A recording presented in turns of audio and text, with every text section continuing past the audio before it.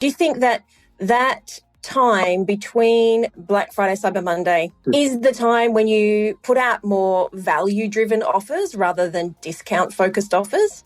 Yeah, definitely. In my opinion, I would go down the path of value-driven offers, and then looking to see what's resonating with your customers in that period between Black Friday, Cyber Monday, and Christmas, so that you can continue to collect data and use that to optimize ready for that really heavy Christmas period.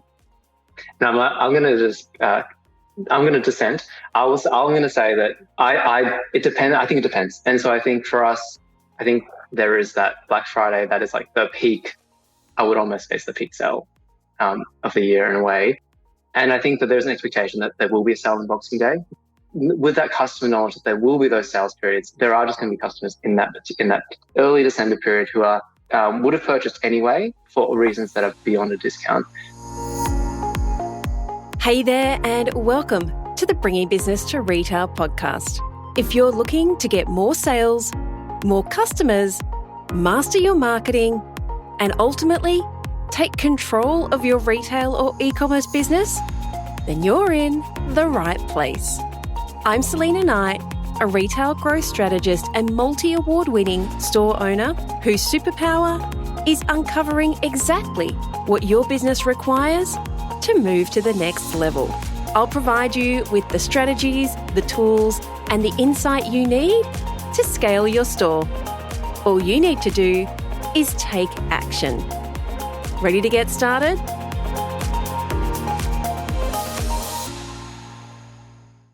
Is your marketing actually holding back your sales? That's a pretty loaded question, right? As we launch headfirst into the spending season, there are more obstacles than ever before when it comes to selling. Are we heading into a recession? Are customers going to spend up big, or are they going to be conservative? Are they going to be more value-driven, or are they going to want really nice things? Right now, we are in the lead up to the holiday spend fest. This is your runway, and it is a crucial time for your advertising and marketing.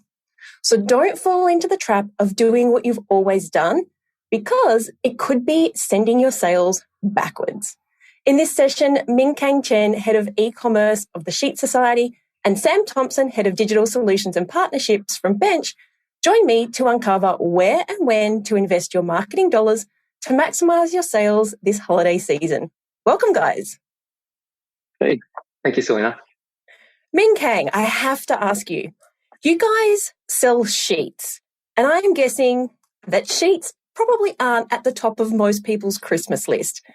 So I have to ask you, why the heck would you spend a lot of time and a lot of money marketing something that isn't really a traditional Christmas gift? Look, that's a very good question, Selena. It's a question I had when I started working at Sheet Society as well.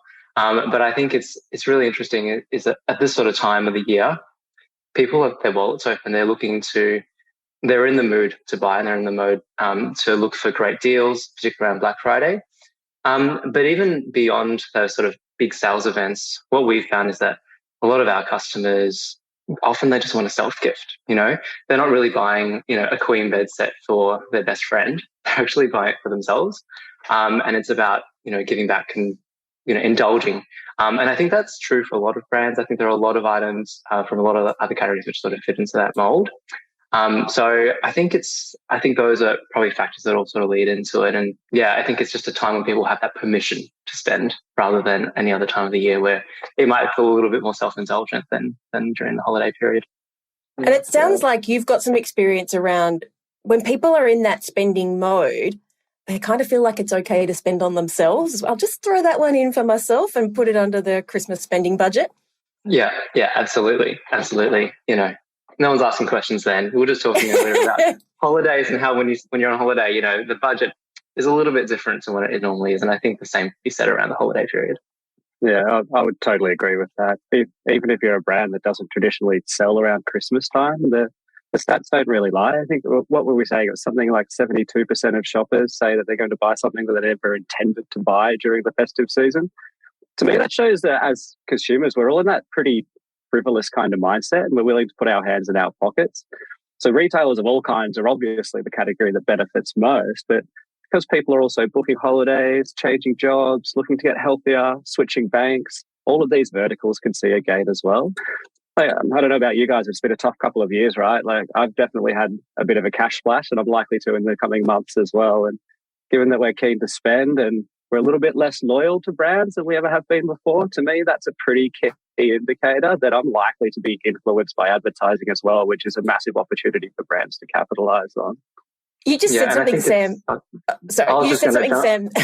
You go, Ming Kang. I was just going to jump in and say, I mean, Sam mentioned it, but despite all the economic uncertainty that we do have, people's savings are still at record highs, and people do have money that they are willing to use. And so I don't think we should be shy about being optimistic about the period for ourselves. Yeah, I was going to say, Sam, you said something that probably a lot of people who are listening and watching never think about, because it's not something that happens to us. But my husband works for a tech company and he's in sales, and like Christmas time in Australia, after about the 18th of December, right through to the end of January, there's nobody here. Like we all go on holidays. And so for him, there's no customers to sell to. It's beautiful weather. We can go on holiday, and he gets into super spend mode, even post-Christmas or that lead up to Christmas, because he's kind of not working that hard. And there's a bunch of people out there who are in that same sort of circle, like people like teachers and people who are in sales, where when all the corporates go on holidays, what else have they got to do except for to spend money? Yeah, it's twofold, right? It's what else have you got to do other than spend money? But it's also how much time do we have to consume media over that period of time as well? That's the thing where I sort of look at, you've kind of got these two really great opportunities. You've got this opportunity for a brand to generate a bunch more sales and leads in a short period before the end of the year. And then on the second side of things, you can really take the opportunity to test and learn and collect data and maximize your return on investment and inform future strategies and such. But the real key that kind of wraps that all up is that we are consuming more and more media than ever before, which means there's a real opportunity for brands to create an influence. And that media tends to be digital these days. We've got this real need to consume media on demand rather than being broadcasted to by a TV company, for example. Now we're watching catch-up TV, or we're listening to Spotify when we want. So you've got this really nice ecosystem that brands can take advantage of, because we're increasing our media consumption. So there's an opportunity to talk to us, and we've got money and time, so we can really start to use that wisely. You've got a lot of the behind-the-scenes knowledge when it comes to what brands can expect during this kind of sales period. There's a lot of data that's out there, and we can collect all the data in the world, but if you don't know what to do with it, then it's kind of a useless exercise. So can you give me like a little bit of an insight as to the kind of data that we can use as retailers when it comes to maximizing where we put our money? Yeah, of course I can. You could probably split this right down the middle and talk about it from a twofold perspective. One is looking at what data you have as a brand. So what we'd call that your first party data, and how you can use that effectively. And Ming Kang and his brand use this all the time, and it's something they use to inform all of their strategies. So I'm sure he'll want to jump in and speak to this a little bit as well. But on the first party side of things, it's one of a brand's most valuable assets, in my opinion. You've got all of this information about how consumers are spending time on your website. You've got a lot of your consumers' email addresses, and you can use that to run some pretty effective sort of retargeting strategies from people that have shown intent to purchase by surfing your site, or re-engagement strategies for customers that might have lapsed, or cross-sell strategies for someone that might have just bought a product and could be upsold another product. So there's all of this great first-party data that you can use to really inform and make some really intelligent decisions around who to target and when. On the other side of it, you've got sort of unknown data sources or segments of audiences that you can target based off a range of different factors.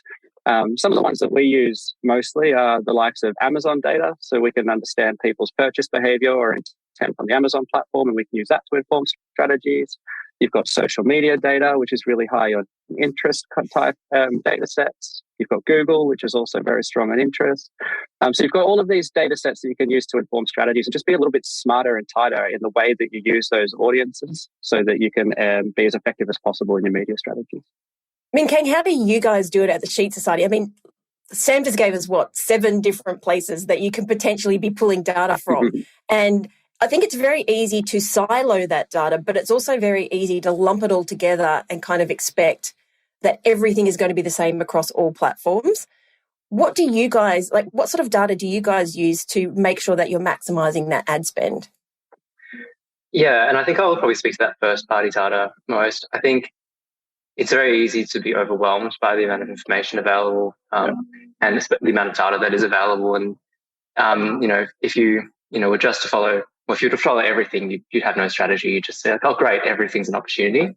I think for us, one of the most important parts, we've got, obviously we can analyze our customer purchase behavior, how frequently they purchase, what things they buy into, when they buy into them. Obviously, there are things we can look at from a macro level. That's a classic big data type sort of analysis. And obviously there was a bit of a flip back and forth in recent years about big data versus small data. But the small data piece, when we talk about that, there's nothing wrong with actually interviewing and speaking and quizzing your own customers, surveying them, having focus groups and actually talking to them, talking to people in the retail team, talking to people in customer service, actually getting on the ground information. And I think it's really important to have a really strong model for what your customer, who they are, what their motivators are. And with that, you generate those hypotheses. You're like, I think customers during November are self-gifting.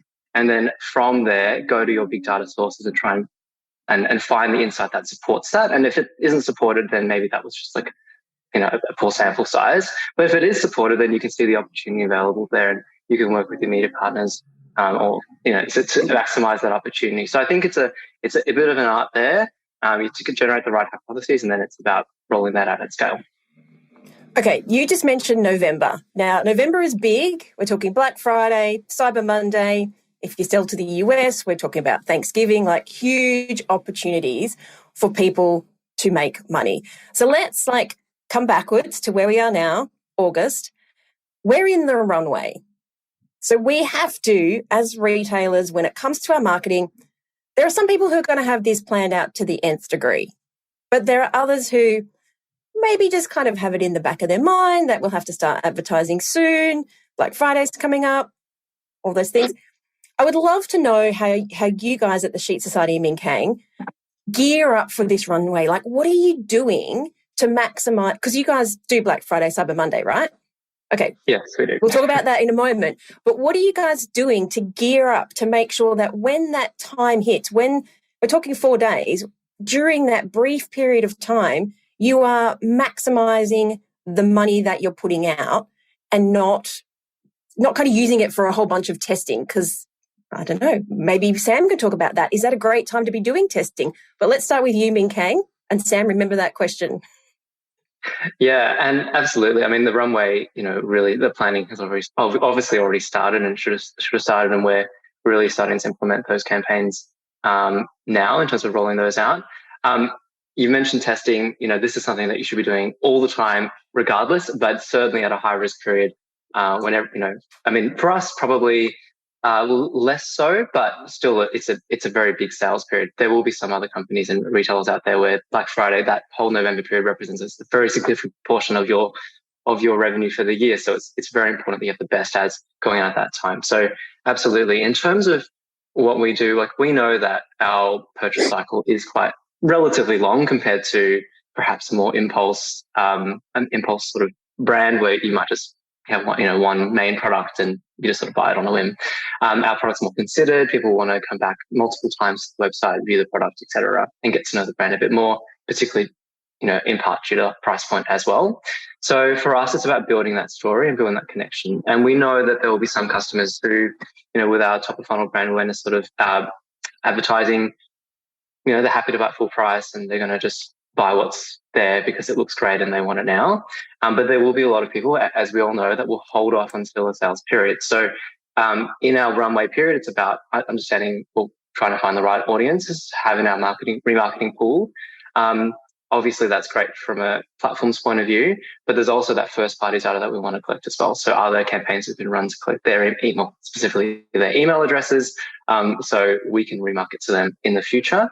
Obviously that can be used for media too, creating lookalike audiences, etc. But that's really the importance for us, is trying to I guess really just build up that audience pool for us to remarket towards down the track. Cool. Sam, I have to ask you, is this the time we should be testing offers? And I've got a second part to that question. Is that really brief window of, say, the 4-ish days around Black Friday, Cyber Monday, is that the time to be testing out different offers? Yeah, okay. I'll start with the testing side of things. In my opinion, it's absolutely the time to be testing. So there's kind of a couple of key reasons to really take advantage of that runway period. I might take a little step back first, actually, and just talk about costs of media first, and then go into the testing side of things. But there's two key reasons, in my opinion, that you really want to take advantage of this runway period and get things organised and planned nice and early. So the first is around the cost side of things. When we're working in digital media, the kind of way that we purchase has shifted over time.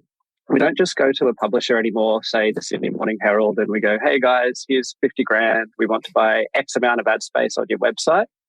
It's not quite like that anymore. We buy things in what we call a biddable kind of ecosystem. So we place a value on the ad space, which is heavily dependent on a couple of things. Firstly, it's the quality of the publisher. So we'd be willing to pay more for someone leaning back and watching their connected television than we would for somebody that's just surfing a website, for example. The other thing that we sort of use to assess the quality of the media is the audience that's viewing that media space. So we might bid more aggressively if we know that someone has been to your website, for example, and shown intent to engage with your products than we would for someone who might be, say, female 25 plus. So as more and more advertisers that are spending in that environment, like during a Christmas period or a Black Friday period, and customer cut through or attention becomes a lot more valuable, the more competitive that entire space becomes. More bids are being placed on the media, and brands bid higher for the media space, and ultimately the impact of that is that it drives up costs for everybody.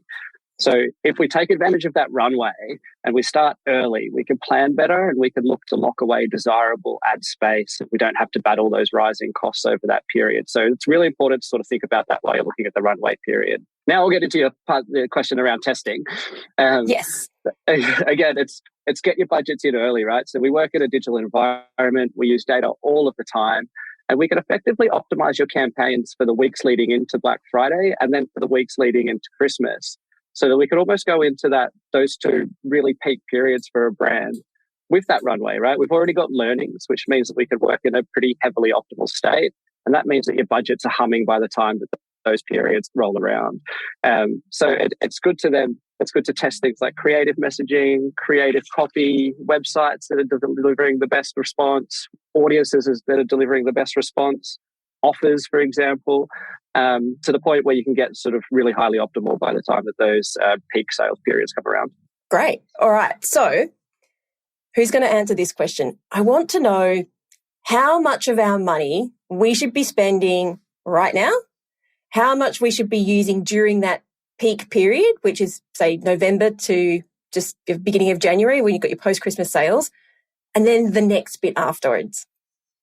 Yeah, I can jump in. Look, obviously this is going to change on your brand and what works for you. But, I think, you could say, for that first part runway, 20 to 30% of your budget might be spent trying to build up that customer base, leading them into that period.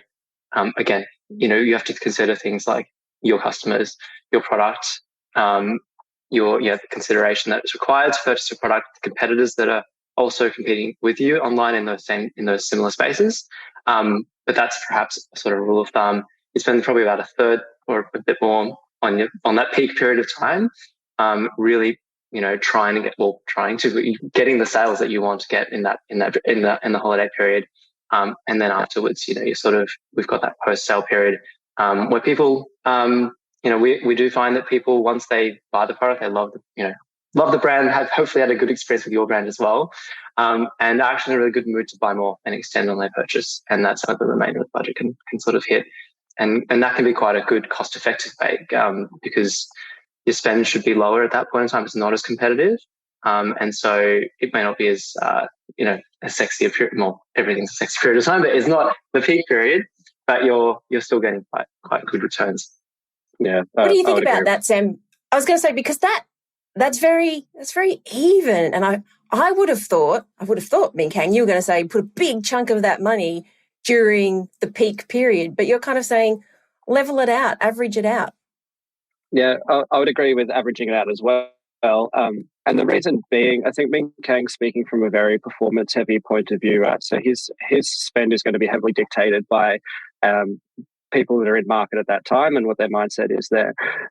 What I would kind of add to that, I do agree with what Ming Kang said in terms of how you would sort of flight that money over time. Where I would probably just go a little bit deeper is that I would look to split out your marketing spend so that you've got brand spend versus performance spend. And we usually play by about a 60-40 rule, 60% of your spend towards brand with 40% towards the performance marketing side of things. So we want to use that 60% of our budget to be really highly targeted, but in a branding arena so that we can inspire customers and get them into the sales funnel, and then around 40% of that budget to make sure that we're actually converting and acquiring those customers.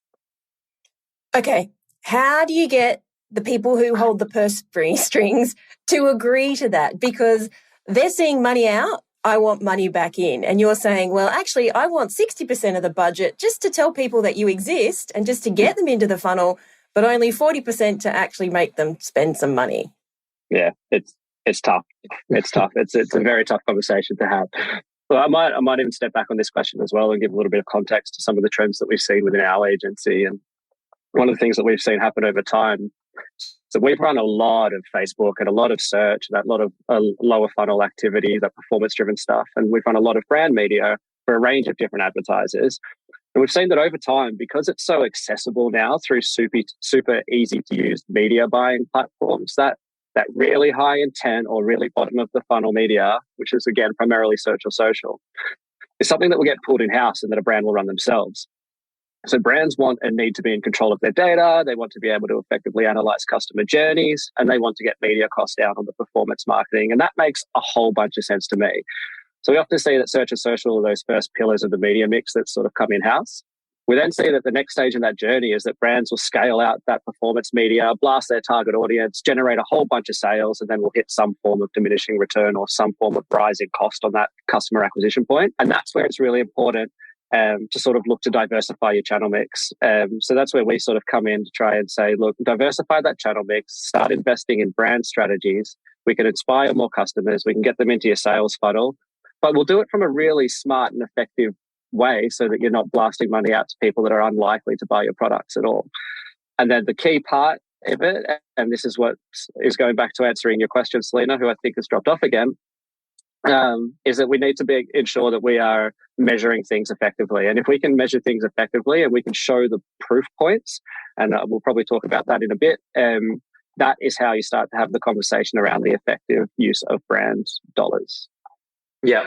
And I think, Sam, that story is sort of telling, I think, is definitely indicative of a lot of brands. I mean, I think it is just a journey. I think that it takes, particularly, and I'm not sure of the audience here and the sort of the size of the businesses that each of us run and work within, but absolutely, when you think about particularly new companies or new startups that sort of enter the market, obviously your Facebook and your Googles are going to be the places where you go to get your first sales and the first million and the first 10 million of the business. But at a point, you're right, it absolutely, there are diminishing returns, and it is something where you need to take particularly people who are not from a marketing background on a journey to explain why not every piece of media can have a direct return on investment that you can say money in, money out. Of course, as marketers, we need to hold ourselves to a point where we can demonstrate a return on the overall budgets that we spend. And I think that's where you work with your media partners.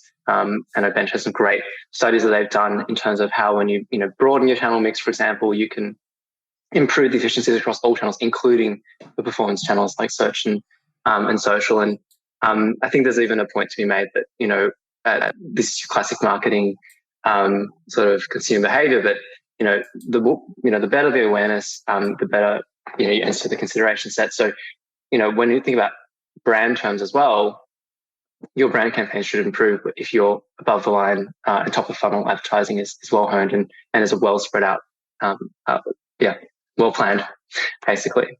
So, 100% agree. Yeah, it does take time and energy to get there as well, though. Like, just to go back to the search and social side of things, I do understand for brands why it is hard to take the leap into brand and why we do continue to use those channels. And I guess the overarching reason is this, just that it's super easy to measure digitally. I think you said it before, Ming Kang. It's money in, money out. You can pop cash into those channels. You can easily see the impact, and away you go. It's super easy to report on. And then you can pass that information to your board. It looks great, and you can pitch for more marketing investment. So I do see how it's really easy to stay within that ecosystem. But it is very important that if you're a brand that wants to either look to generate more sales and grow, that you're going to have to do something differently. And that's where we need to make sure that we're strategizing around brand media in a smart way and then measuring the impact. Yeah, and I was just going to add, like, it might be difficult as well. Obviously, it is challenging from a measurement perspective because there are tools out there that can help sort of clarify the return on investment for channels that aren't quite attributable. And eventually, you've got some tools there available that sort of sit above your platforms, and obviously that's great. I think in lieu of that, not every brand can get to that position right now. I think it's worth having the conversation with your management team around how you can look at your spend at an overall level and how that that goes to your revenue at an overall level as well, and not get too caught up on specific campaigns or specific parts of your funnel that you're building out. And if you can bring them on that journey, that's step one. I think we're sort of in that journey as well, about trying to get people, get our management thinking in a broader sense, so that they can be more receptive in the future to other opportunities. Yeah. Ming Kang, I've got a question for you. You guys have a premium brand, and most people associate Black Friday with discounts, discounting brands, your catches, like getting rid of old stock. What made Sheet Society decide that Black Friday was going to be a useful tool in this lead up to the Christmas rush? Look, I think that, this is the same at Bellray as well, where I worked previously. I think there can be an aversion to it, and I think to any sales of any kind, devaluing a brand. But I think it's a recognition that there are going to be people that will not purchase, unless they have a discount, and that is the trigger for them. Other people are triggered because their bedroom has got renovated and they want to make it look nice. Other people want to treat themselves because they had a breakup. I don't know. But the purchase trigger for a lot of people can be and is a discount. And we're not going to go down to a 50% discount on our product. That's just not what we are. And, we have very strict limits about how far we will just ever discount a product and how limited that period might be in any given year. So I think it's about playing with those levers and making sure that's the case, that we're consistent in that regard. But I think that's that recognition from to be realistic. You're a brand, you have values, but you need to also operate within the retail world and also within the industry. So we're in betting. I think we all know how betting can be discounted. And so there are also those realities as well. And do you find that this is a great opportunity for you to get customers that wouldn't normally have purchased? Yeah, 100%. 100%. And I think it's also interesting to also think of this period as you're above the line offer. There are things that even premium brands will do below the line that most of us don't. If you're outside the brand, won't see, and unless you're on that mailing list, you won't get. So, or part of that cohort that you can market towards.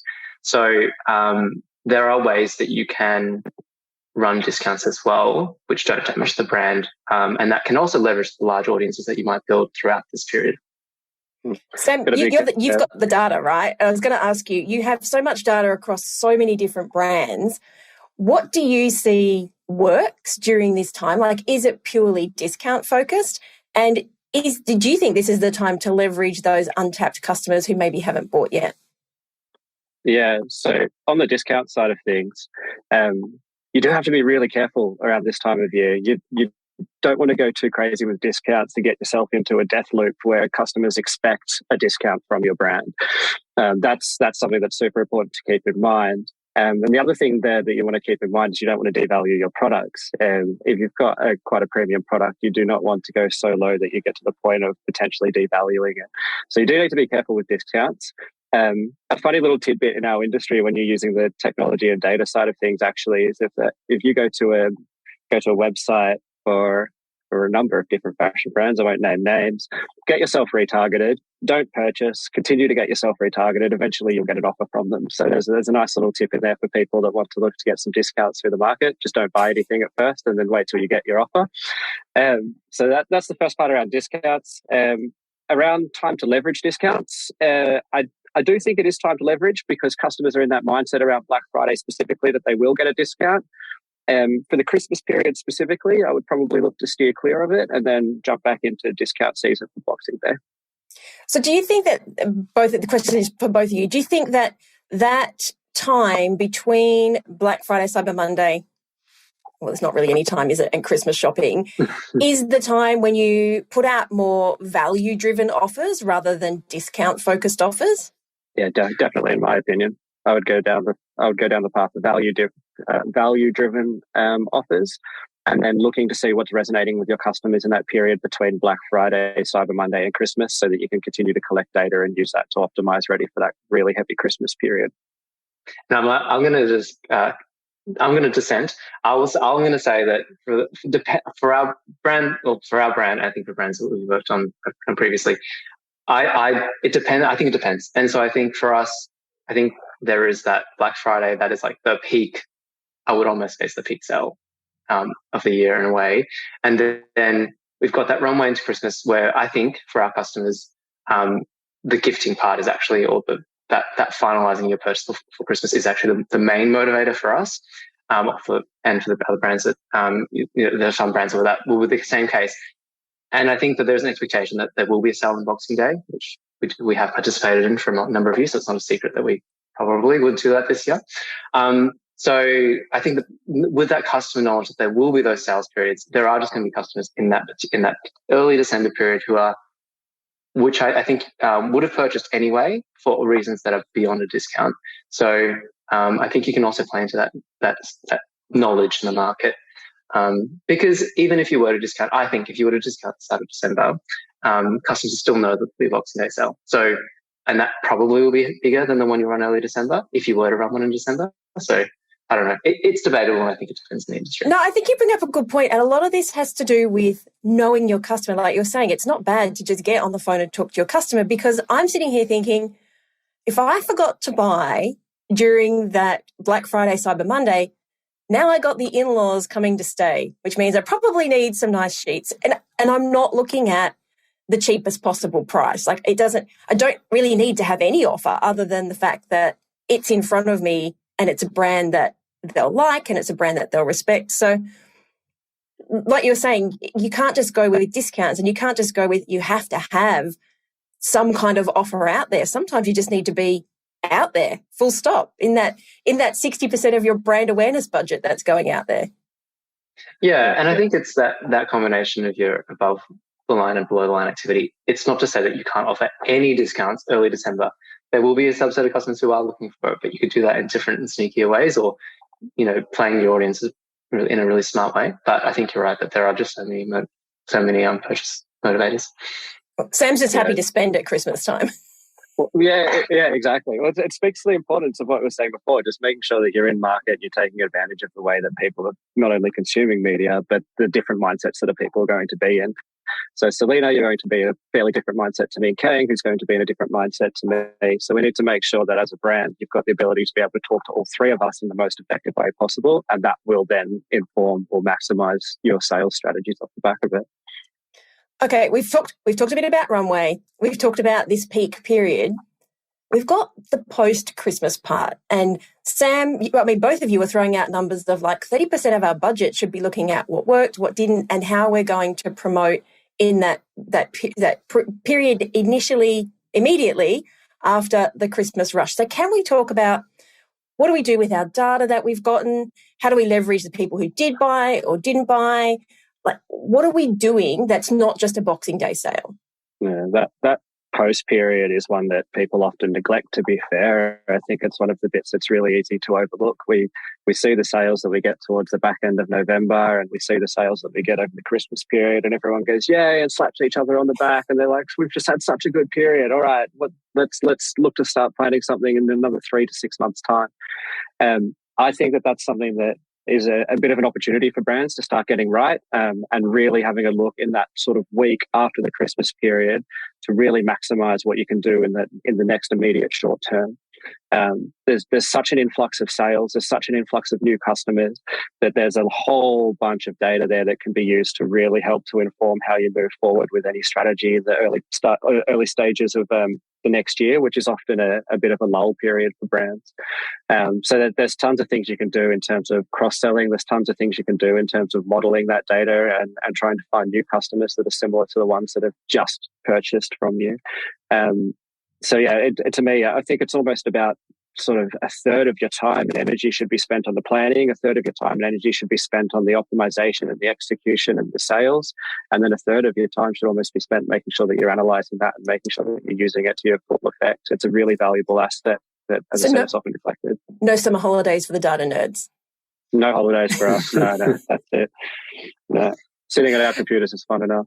And I think people forget that this is where I think we are really lucky compared to the Northern Hemisphere, is it's our summer break. The kids are on school holidays. We've got that extended time off.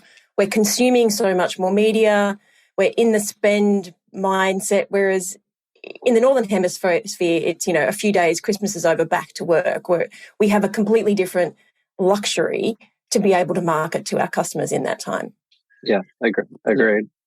Ming Kang, how does the Sheet Society leverage, apart from Boxing Day sale, that period just after Christmas? Because you've got a lot of sales, you've got a lot of data, and hopefully you've got a lot of cash as well. Yeah, and I think it's about validating that your assumptions that you made in that holiday, going into the holiday period, were actually came true. So you use your runway period. You hopefully got the sales you wanted in November. Were the assumptions you made about why people were purchasing, or what offers would motivate them, or what creative would hit, or what they even purchased, full stop. Did they match what you had predicted? And I think I think that can help you learn for the next period of time. Are we going to change the offer? Because that we were planning to run in that post period, and just getting that information. For growing brands, you might have acquired a broader audience, one that might have been different to your, first cohort audiences. How do they purchase? What's the differences in their behavior? So I think there's a lot that can be gained from that analysis that can inform the next part of the campaign, and that's what we would do.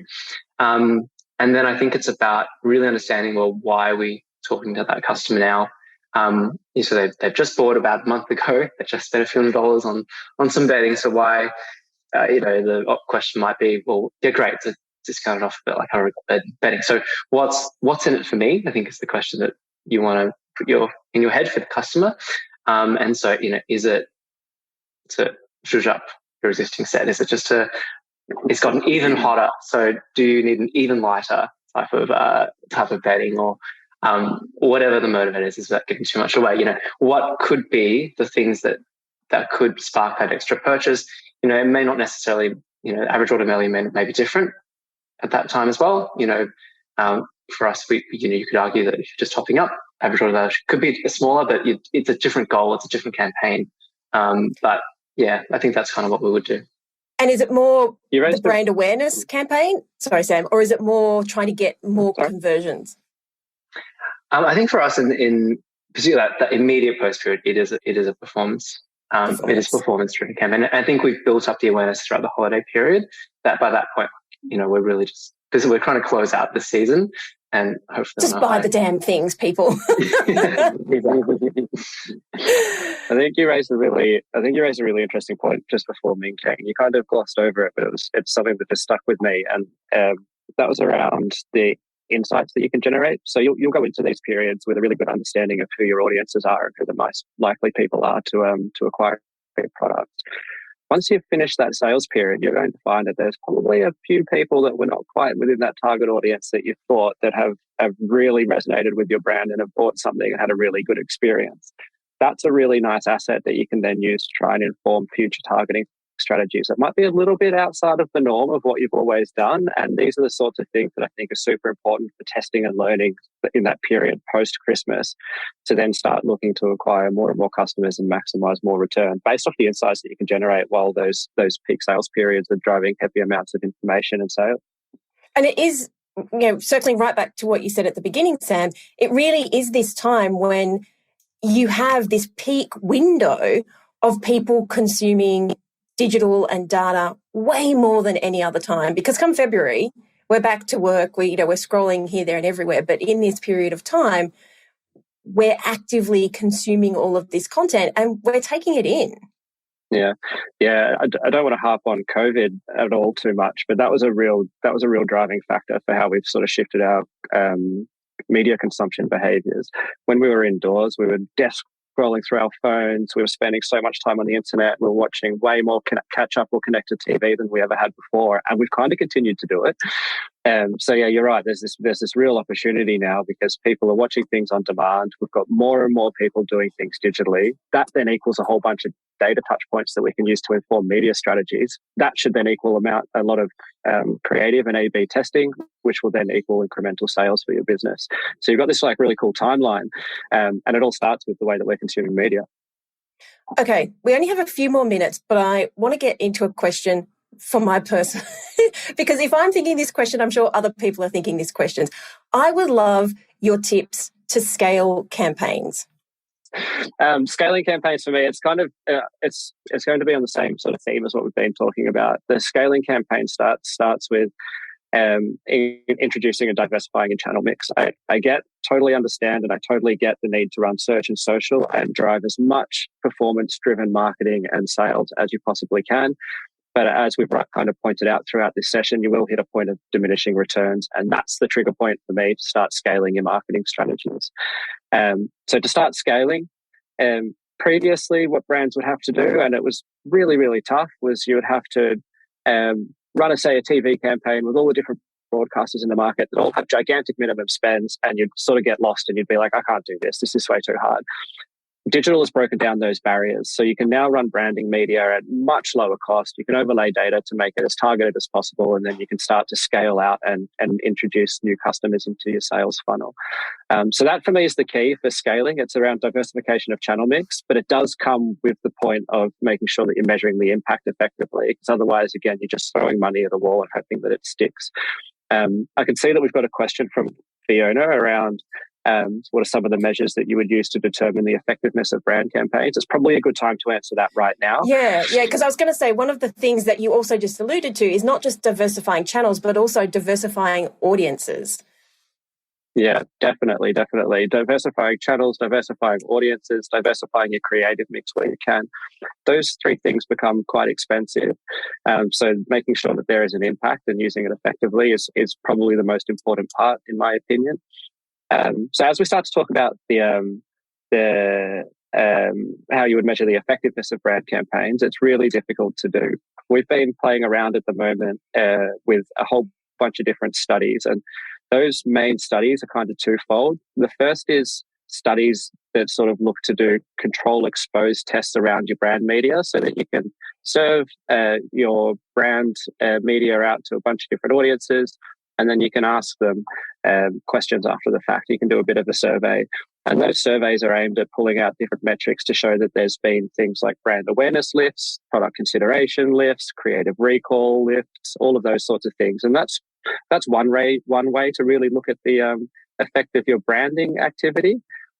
But it doesn't say anything about what that's doing in terms of driving a sale. So we need to take it a little bit further. Are they even interested? Yeah, exactly. We can all watch a cat video. Doesn't mean we're buying a cat. Yeah, totally. It'll give you a nice insight for sure, but does it have an impact on your bottom line as a brand?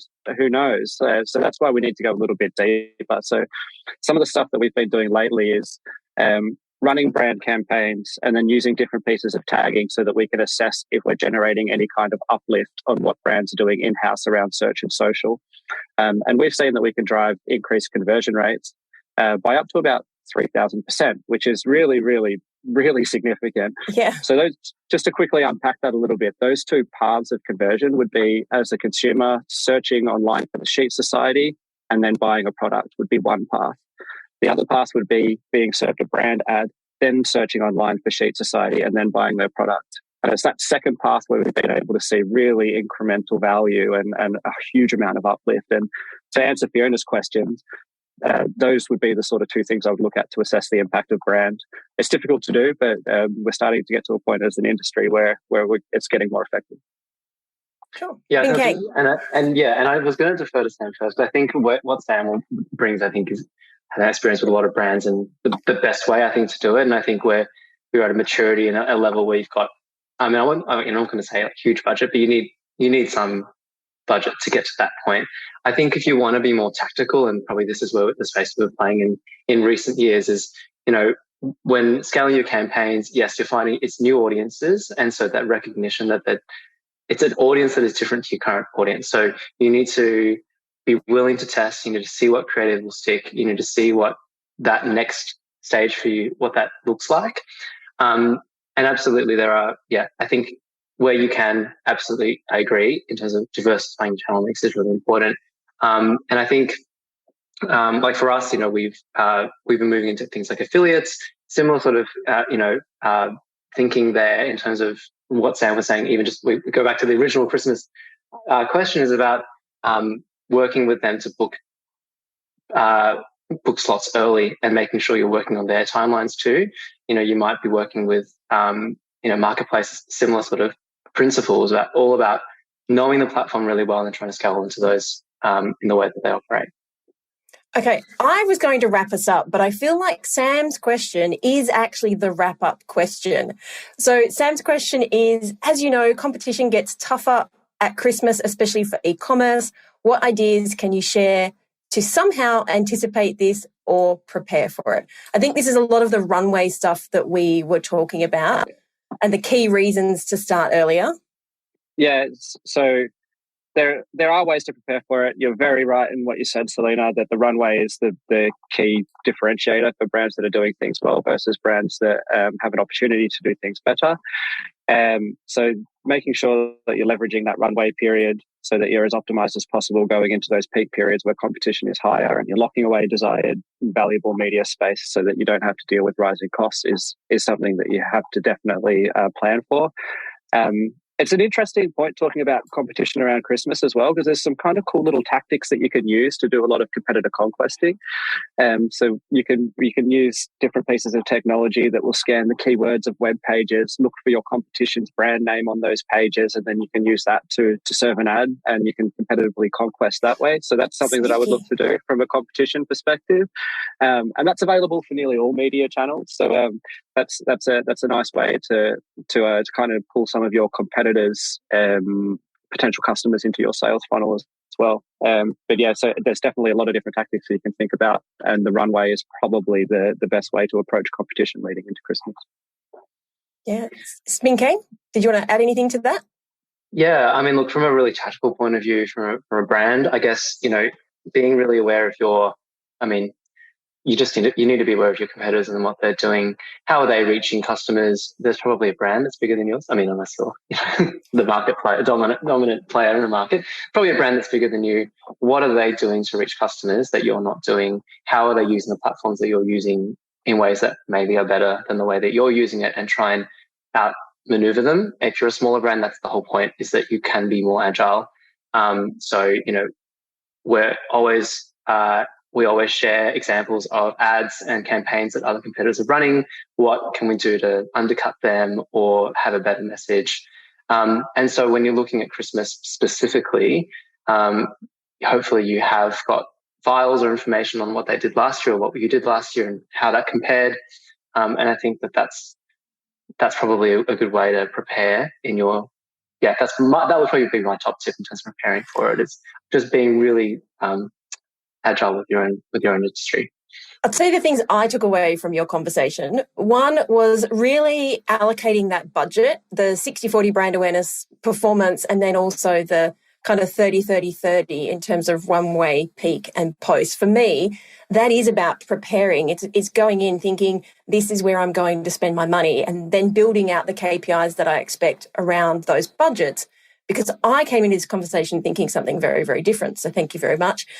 But also that, am I the only person, I can't be the only person whose friends send them screenshots of why am I seeing this ad? So I've like taught everybody to click the 3 buttons and then send me screenshots so that I can see, because I'm only one person, right? Like I get targeted very differently to my friends. And so I get these screenshots. So it is something as simple and grassroots as that can give you the insight, because you can all go to ads library and see what ads people are running, or you can check out the Google shopping and whatnot. But to see how your friends are targeted, to me, is always an eye-opener, because I'm like, oh, I never even thought about that. That analogy to me is the loudest person in the room or the loudest brand in the room isn't always the smartest brand in the room. What I would say there is they've blasted ads out to a lot of people and it's not been very relevant for someone. So they've effectively just wasted some money on serving your friend that ad. And be a little bit smarter with your ad spend. Use the data that you've got available to you so that you're not wasting money anywhere along that path, and then you'll be able to maximize your return as best possible. Okay. Absolutely. And I think that's a really good point. And I think, we're in the business of not just making revenue, but being profitable whilst doing that as well. And so, being really smart about your media choices. There's a revenue number to hit, of course, but let's maintain those margins. Yeah. All right. Next question. Can you get the same reach and quality digitally compared to what you can get through billboards? I feel like I have an answer to this. Who would like to jump in first? Can I just say what I think is, my first thought on that is, but a billboard is like marketing to such a tiny niche. Like only so many people are ever going to see that billboard. I want more bang for my buck. Like billboards aren't generally in the most niche of places. It's an interesting mindset. I'd probably go a little bit the other way, to be fair, Selena. Oh, okay. Yeah. Finally, a bit of controversy on that. Yes. We don't always agree. We're at a point in the digital world, and it's probably been the biggest evolution and the biggest innovation over the last sort of 12 to 18 months, that a lot of the billboards around the city have gone through a period of digitization. So there used to be that you'd go up and you'd whack up your poster. That poster would be up there for X amount of time, and you'd capture every single person that walks past, or every single car that drives past the billboard. We're now living in the digital world. I think it's something like 90% of the screens around Australia now are all digital, and that gives us another data touch point that we can use. We can use that really, really effectively to be smart with marketing. So to answer this question here, it might not get you the reach, but I think one of the themes of this conversation is that reach is not necessarily the best thing when you're a brand that doesn't have infinite dollars. You want to be smart with the way that you're doing things. So now that we've got these billboards that are digital, we can do some really funky things with targeting. We can map people's mobile phone patterns and movement patterns and try and find screens that over-index for groups of people. A nice example of that is if you want to target a health-conscious audience, for example, we can look at all of the mobile devices that we see at a gym over X amount of time and then follow their movement patterns around. And that will give us an idea of what screens around the city will over-index and be the ones that are most valuable for us to target. So that's a really cool thing that we can do with audience targeting. Very creepy. But it's really you cool. have hacked the system with that question, because the question was not digital billboards. And so we're arguing. But I'm like you, if I have some data, if I can justify that my target market is coming into some sort of touch point with that, that's a different story. I took this to be, it's a billboard on the side of the highway, or it's a billboard on top of a building, and you may not even pay any attention to it. But I feel like you kind of hacked that question, Sam. Well, of course I hacked it. I've got to put my spin on it. But again, okay, if we go back to that point, I'm going to have to disagree with you, Selena. I think that they have some of the most high-reaching placements that you can have in the market, and they're some of the most impactful ones. It's just hard to measure success off the back of it because it purely is a reach play in a lot of cases, unless you're doing things digitally. That's going to be part of your 60% brand awareness campaign. 100% it is, yes. And I think the answer also is that the more, this is the diversification of channels argument, is that actually by doing both, you will improve the return on both of those channels. That's not all or nothing. It's not a zero-sum game here. The more times your customer sees your brand in multiple places, multiple placements on Facebook is not the same as multiple, like on Facebook and on a billboard outside outside on the freeway. There's a difference in terms of how the consumer perceives that information and the brand work that you're doing. I think the studies have shown that the higher salience you get from that. So I don't think it's like it should be an either or. And I think I agree that those billboards can have really great bang for buck. All right. While we wait for some more questions, Sam, you threw out some stuff there around the digital billboards. I have no experience with these in terms of measuring effectiveness and cost. In this digital society now, is it much more affordable? Because one of the things we've talked about over and over again is the little to no barrier to entry for things like search and social. Is there a decent barrier to entry to something like a digital billboard with all that data where I can choose, we're overlaying the health conscious, like all these sorts of things? Is there a low barrier to entry to that, or is it still something that your bigger brands are looking at being able to leverage? No, extremely low barrier to entry now. I think that's one of the main pieces of value that come out of the fact that it's gone through that period of digitization over the last 12 to 18 months. Again, similar to what I was kind of saying about TV buying earlier, it used to be that if you wanted to run a nice scale campaign, it would literally cost you millions of dollars. It was very similar with the out-of-home industry. And that's why you would only see the Coca-Colas and the BMWs and all of the major brands out in market in those spaces. Now it's completely changed. Now there's literally no minimum spend. You can do a scale campaign across all publishers or all media owners where possible, or you could be really super contextually relevant and just serve your ads in gyms or doctor surgeries if that's something that you needed to do. So that barrier to entry has been completely minimized. One of the things that we're sort of looking at now and where I think the industry is going to evolve is how do you measure the impact?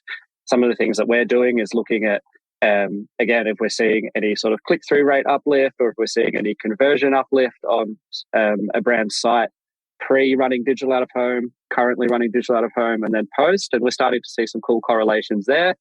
But then there's also what I was kind of saying before about the movement patterns. There's this really nice correlation between mobile and out-of-home. And so that's what you can use to inform targeting, but you can also then look to see how that mobile has interacted with the brand afterwards, or if they've downloaded a shopping app or something similar, and you can start to directly attribute those two channels. And that's stuff that really excites me, and it's super early doors when it comes to this channel in the market, but it's going to evolve, and it's going to evolve quickly. I like the fact that this is a great sort of circling back to the conversation you had earlier when you were talking to Sam's answer, which is really diversifying the platforms and diversifying the audiences, but doing that in a very smart way, in a very technical way, in a very niche way. And this is probably a platform that, unless you're one of the bigger brands, that your competitors aren't even thinking about using. So this is, you don't have to be on TikTok. Is there somewhere else where you have the data to back you up to say this is a place our people go, so that you can be using those different channels and you can be testing in this lead up to the Christmas period? Yeah, exactly. I think one of the things that can kind of scare people off is that it can come across as being quite complex. And that's one of the barriers that I want to try and break down, is that while there is some challenges to it, and while there is some complexity, there's some really easy ways to get started, and there's some really low barrier to entry ways to get started to then start testing and learning and see what works for your brand. That's probably my main message and what I would encourage people to do off the back of this. Yeah, and to be fair, I would have thought it was quite expensive, because you've got the whole billboard conversation, or the old TV media conversation in the back of your head, and the hundreds of thousands, millions of dollars, that if you aren't in the know, and that's why people are listening to this webinar, is to get in the know, to be able to leverage those channels and leverage those different strategies that their competitors aren't using. This is like insider edge TV. Yeah, I think it's something that the industry could probably do a little bit better, is educating the rest of the market on what some of these opportunities are. And, once that word gets out, then I expect that everyone will be leveraging it in some way. Yeah. Ming Kang, no more questions just yet. So how would you like to wrap up this conversation? For the people who are listening, give me 3 things that you would suggest that people do to maximize their return on investment for their ad strategies in this lead up to Christmas and that little bit post-Christmas. Oh, you got me on the spot. Yeah, 3 things. So look, if you're not planning now, you need to be planning right now and have and get your runway set up. I think runway is really important, and push, leading yourself into the holiday period rather than just thinking November 1 is my launch date and that's when everything happens. Number 1. Number 2, I think, you just need to understand your customer, whether it's your first party data or your third party data. Have some really good models and hypotheses around what your customer wants from this period of time. And I think 3 is, not forgetting that post-sales period. It is a long sales period. There are a lot of opportunities for people to buy. There are a lot of motivators for people to buy. So leverage that and make the most of the whole time. Okay, last minute question for you, Sam. Are programmatic ads ideal for Christmas campaigns? And if they are, how do you structure them and how do you measure success? That's like a 3-part question. Oh, that's a very loaded question. That is a very loaded question to answer in just a couple of minutes. but it is a great question. I think Sam has picked up in that question that as I've been using the word digital, I've been subbing it in for programmatic pretty much. That's what we do day to day. So everything that I've been talking about today, Sam, is working in the programmatic industry. Yes, I certainly do think it's ideal, and pretty much for the reasons that we said before. It's an easy way to diversify your channel mix without a huge barrier to entry and huge investment. It's an easy way for you to be intelligent with data and be super targeted in the way that you're promoting your messages to different audiences, and it's a really impactful way to measure success. So that would be my structure: diversification, targeting, and measurement. Awesome. I think that is the perfect way to end this conversation. Thank you so much, guys. I have learnt lots, and I always feel like if I've come away learning lots, that the people who have watched this have probably, you've kicked it out of the park. So thank you so much. Ming Kang Chen from the Sheet Society and Sam Thompson from Bench. So that's a wrap. I'd love to hear what insight you've gotten from this episode and how you're going to put it into action. If you're a social kind of person, follow me at @TheSelena and make sure to leave a comment and let me know. And if this episode made you think a little bit differently, or gave you some inspiration, or perhaps gave you the kick that you needed to take action, then please take a couple of minutes to leave me a review on your platform of choice. Because the more reviews the show gets, the more independent retail and e-commerce stores just like yours that we can help to scale. And when that happens, it's a win for you, a win for your community, and a win for your customers. I'll see you on the next episode.